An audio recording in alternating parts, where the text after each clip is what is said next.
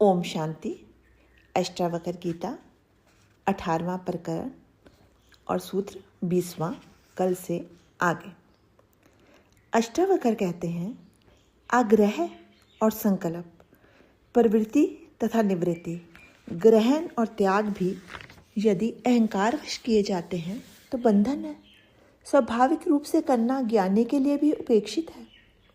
ज्ञानी और अज्ञानी के कर्मों में यही भीतरी अंतर है, बाहरी अंतर नहीं होता। कोई व्यक्ति पानी में डूब रहा है तो ज्ञानी भी उसे बचाएगा और अज्ञानी भी उसे बचाएगा।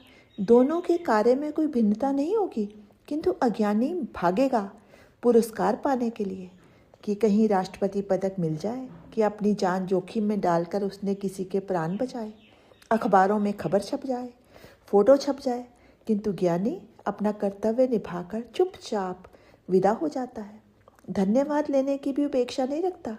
वह नहीं कहता कि मैंने तुम्हारे साथ इतना उपकार किया, तुमने धन्यवाद भी नहीं दिया, बड़े दुष्ट हो, मैं नहीं बचाता तो तुम मर जाते। यही भीतरी अंतर है दोनों में। एक और ऐसे मूड भी हैं जो चुपचाप देखते रहते हैं। वह कहते हैं कि कौन किसे बचाता है, वह अपने कर्मों का फल भोग रहा है, भोग लेने दो। तुमने बचाया तो वह कर्मों का फल नहीं भोग सकेगा, जिसका पाप तुमको लगेगा।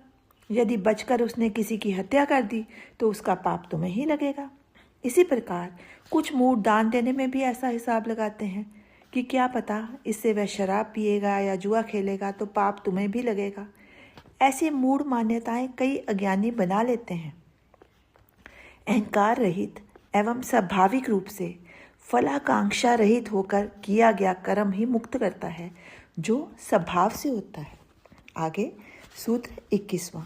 जो ज्ञान को उपलब्ध हो गया, जिसने वास्तविक स्वरूप को पहचान लिया, जिसे संपूर्ण सृष्टि आत्मवत ज्ञात होने लग गई, वह वासना रहित हो जाता है।